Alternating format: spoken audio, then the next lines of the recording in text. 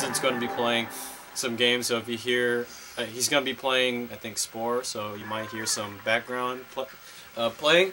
And, yeah, so tonight, not much really happened, but, like, this might be a little late, but me, my cousin, my sister, and two of my cousins and my sister, we went to see the new A-Team movie. And the A-Team came out like a few weeks ago, and I wanted to see it in a long time, because I've never actually seen the series, but the series was, yeah, everyone talks about the series, so I'm not gonna talk about the series because I've never actually seen it. I'm just gonna talk about the movie and how that was. And first off, Diane, stop! Lower the volumes. I'm sorry, she loves Shiny, so anyways. So, we went to this movie like at 7:15, I think. Shush. We went to this movie at 7:15, and my parents actually, they didn't come and watch it with us. They went to see Toy Story 3, and by the way, Toy Story 3 so far is the best movie of 2010, and I'm gonna be surprised if it's not nominated for Best Picture at the Oscars. And let's see, so they went to see Toy Story 3 in 3D, and by the way, they loved it.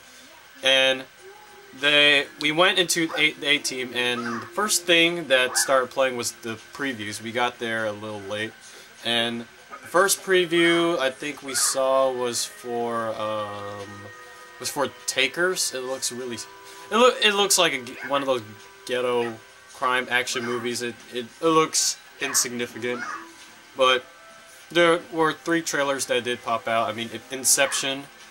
I love Christopher Nolan, and I think it's going to be pretty amazing. And Ellen Page looks really gorgeous in it. Yeah. Well, yeah, he said it. I said it. Yeah. Anyways, and Predators. Predators looks pretty good. I mean, I don't know. I mean, I love the Predator series, but then like AVP pretty much like it really hit the series, so like I don't know. And third trailer that popped out was that new Michael Cera movie. I forgot what the title was. What was the title of that movie? The new Michael Cera. It's something like him versus the world, and it's like it looks really interesting. It's being made by the same guys who made. Yeah, it's being made by the same guys who made Shaun of the Dead and Hot Fuzz, and I'm kind of surprised by that because I thought he was working with Simon Pegg and Nick Nolte, or I think it's Nick Nolte. I forgot his name. That guy who always plays Simon Pegg's buddy in these movies, and it actually looks pretty funny. I mean, at first it looked like a rip-off of Nick and Nora's Playlist, but it actually looks pretty funny. And Michael Cera is finally coming out of his shell, where he's not just like a shy geek. He's actually, you know, he doesn't look. He's not that shy anymore. So, anyways, those are the 3 trailers that that popped out. But about the A-Team, it was pretty good. I mean, it was entertaining, and all the leads did pretty good. I mean, like the lead that popped out, and I think everyone talked about this, was Sharlto. I think it's Sharlto. I don't really know how to pronounce it. The Sharlto Copley. Ah, crap! How do you pronounce his name? The guy who played Wickes Van der Merwe in District 9, playing Murdoch, Captain Murdoch, and everyone in the theater was laughing every time he was on, and he really was that funny. I mean, you'd think he'd be annoying, but like he could make you laugh. I mean, the scene I think everyone remembers that he did, but there are two scenes that everyone remembers, and there's the scene where they break out of the hospital and like spoilers. All right, forgot, spoiler alert.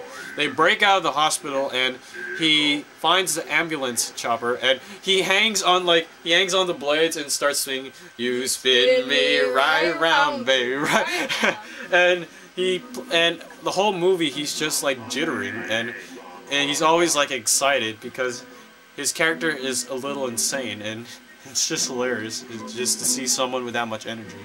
And the second scene everyone remembers was they were at an airport and he took B.A. Baracus's passport, so he had the passport of like a Ghanaian man or something like that, and so he comes up to like the only other Ghanaian airport security guard. Like you wouldn't expect like that a Ghanaian security guard in Germany. I mean, I don't know, is my ignorance showing. And he starts speaking to him in like his native language, and then like he Murdoch, he looks hella confused because he doesn't know how to speak it. But then he does speak it. It's hilarious. It's just he starts speaking Ghanaian to this guy, and it comes out of nowhere, and he does it with such a straight face that it